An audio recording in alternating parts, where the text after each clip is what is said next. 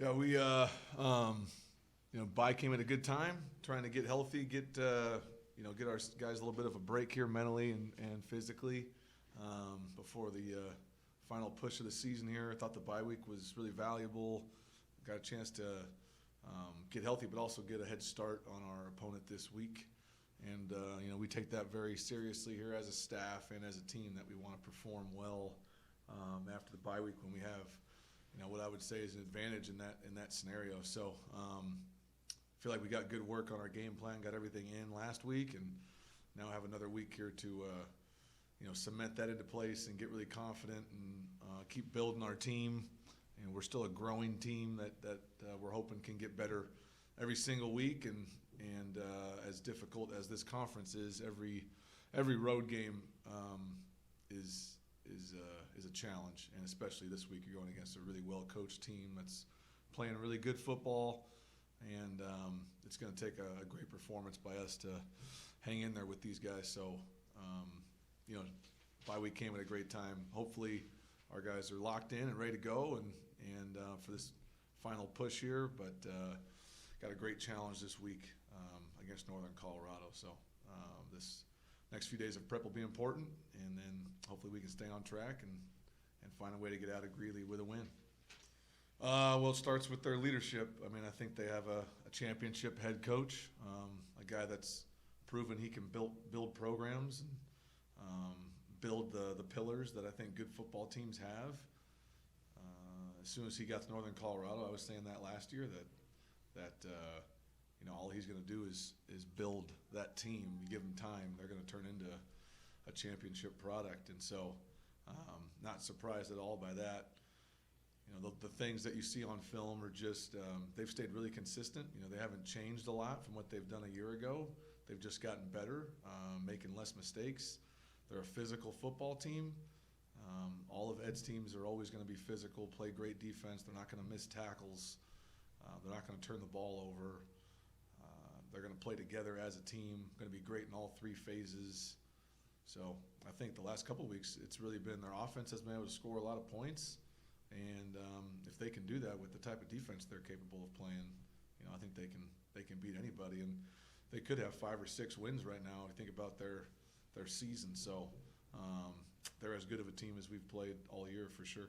Yeah, some of the stuff you're just trying to, double check, make sure some of the things that you felt good about, reign true in the game. Sometimes it's tough to translate, especially with, the team they played on Saturday.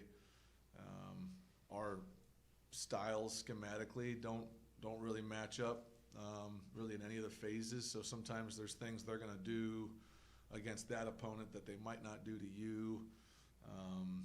But yeah, a lot of times you're watching the game just to get a feel for their team and the vibe and specific players, maybe matchup things, and then seeing if there's a couple things schematically that you're hoping are what you think, and then you see it and it kind of cements it, like, okay, yeah, they're still doing that. And but probably a little bit harder this week because, like I said, the team they played, there's not a lot of carryover in regards to what we do.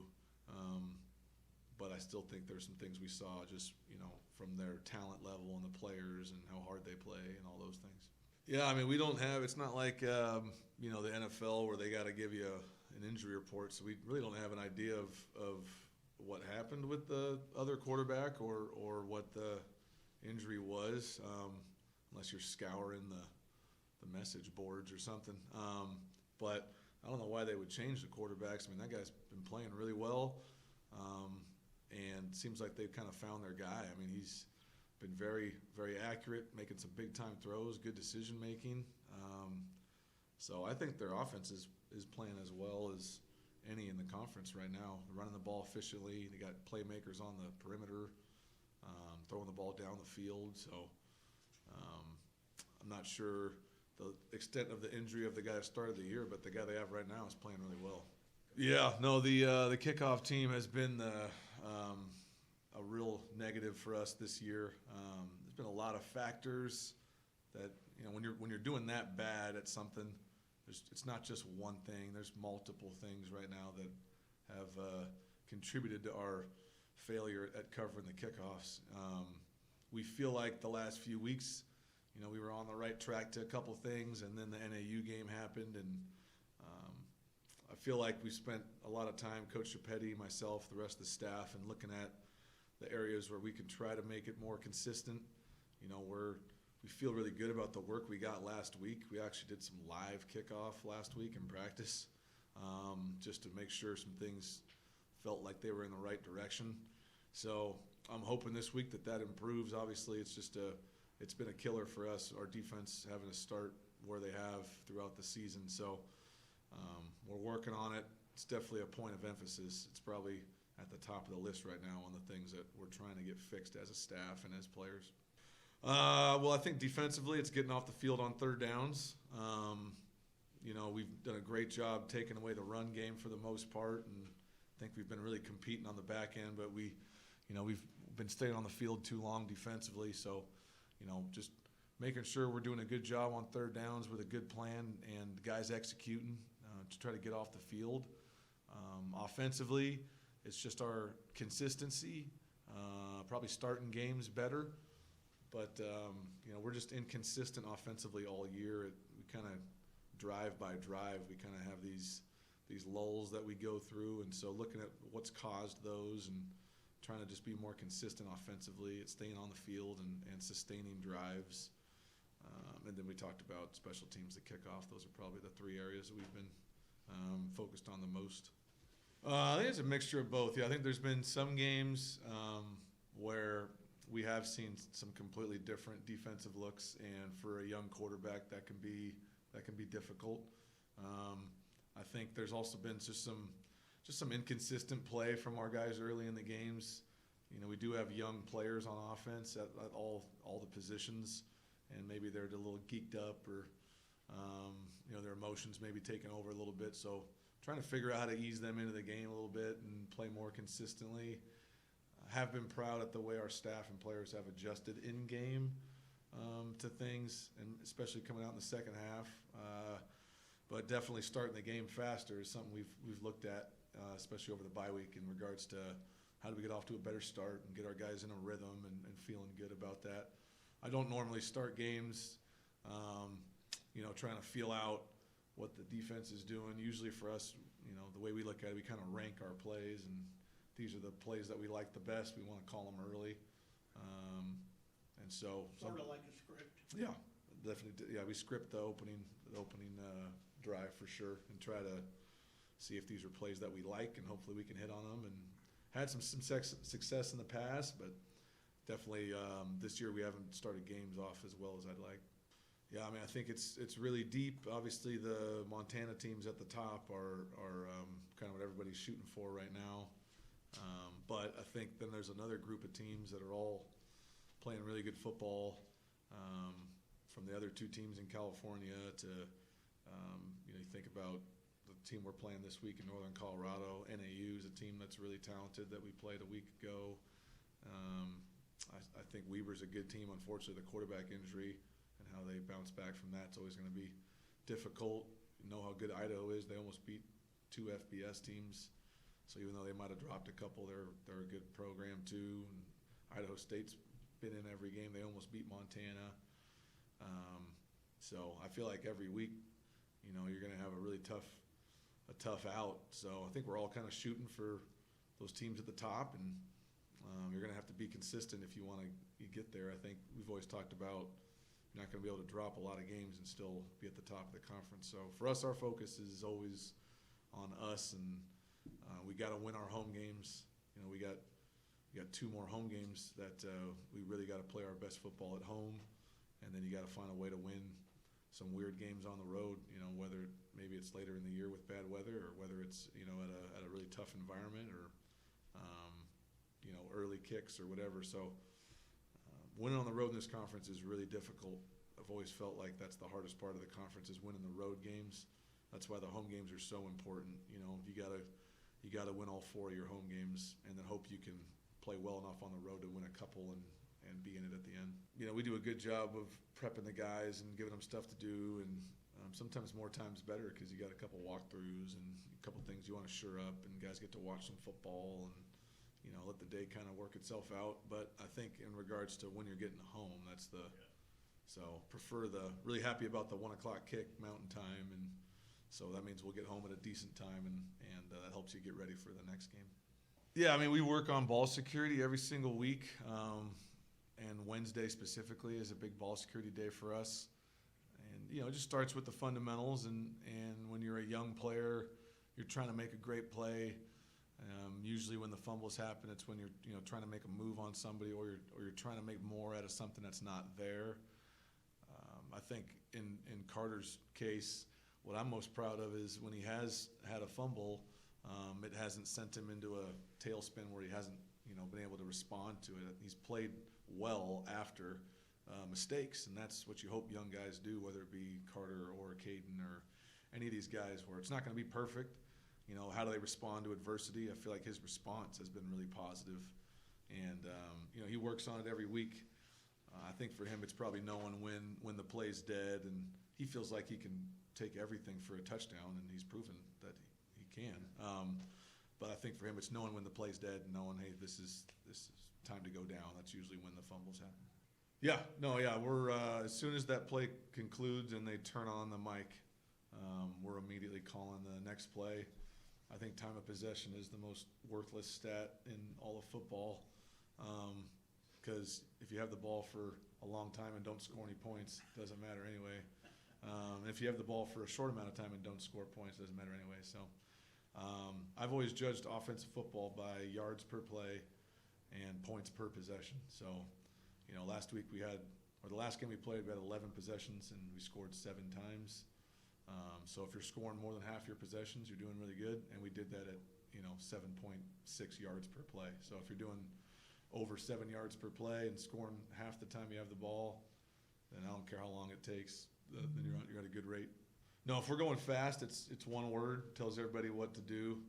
The goal would be to snap the ball in 8 to 10 seconds when we do that. And then if it's a normal play, we have shortened the verbiage down. Like when I played, it might be like shift to tray right, shift to tray right, Z short, 300 jet, X slant spacing, alert, 58 turbo on 1, right? And now that play would be,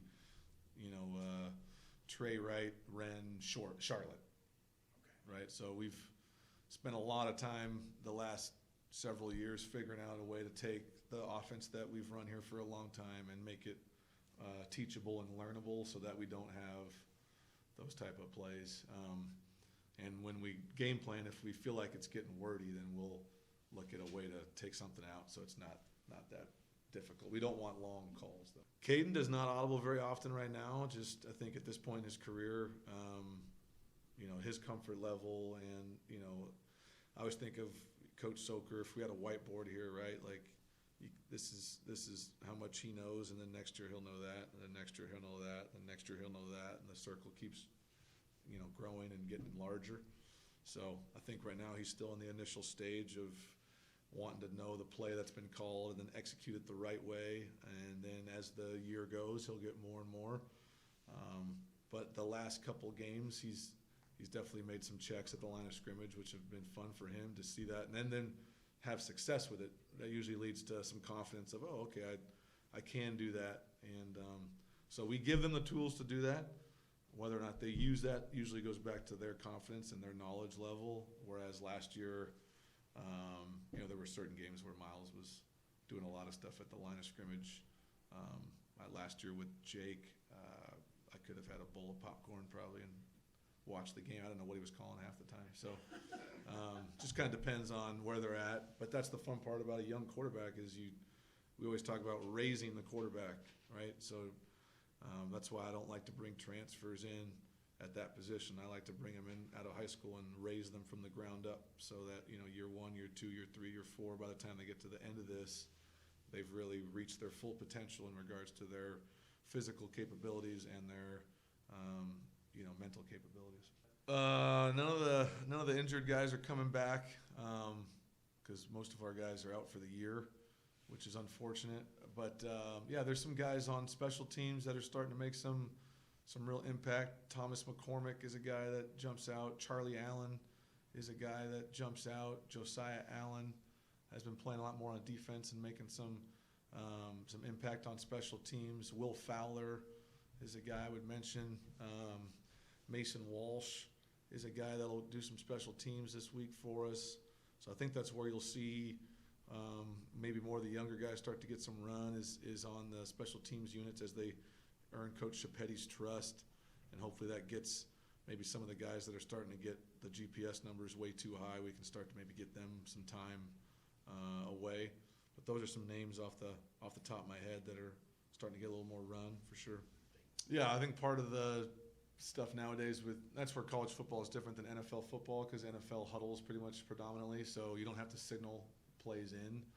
You know, you just tell him and then he tells everybody the play. But I think in a college world there's a lot more signaling, which means there's a lot more signal stealing. So yeah, you got to do a good job of changing up, you know, how the signals are coming in, and then you got to do a good job at the line of scrimmage of using words that are code words that mean something and words that mean something else, and trying to keep guys off balance.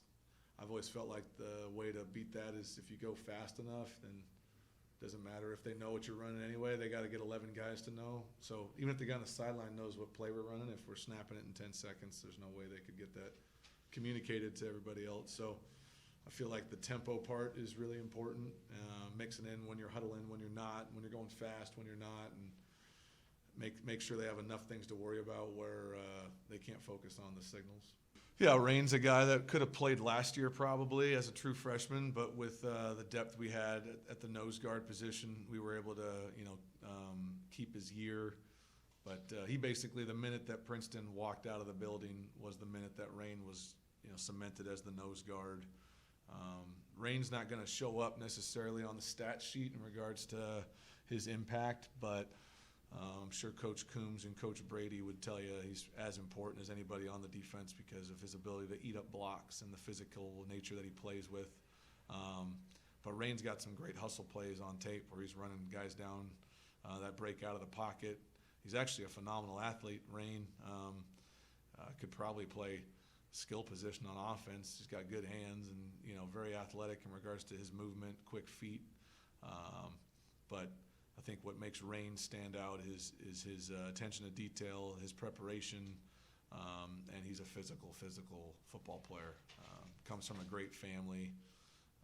He's one of those guys that, when you come to work every day, it's the Rain Mayos that make you really thankful to be at Davis. He's a Davis guy through and through. Yeah, I think the best part about Darrell, similar to Jacob, is these are grown men. I mean, these are adults. These guys aren't kids. They've already graduated. They've been at the Ivy Leagues. They know what they're doing with their life, and they're coming here to play 1 year and try to win a championship. So I think he's just as strong as Rain and can do things in the run game, but we like to get Darrell in on pass situations and let him get after the quarterback from a pass rush standpoint. Feel like he adds something in that regard. So we can get him in there, and it allows us to not have to play Rain every snap. Last year, Princeton had to play a lot of snaps, but having two guys, Rain doesn't have to play every snap at nose guard, and Darrell doesn't have to play every snap at nose guard. So we get them both fresh and get the best out of them.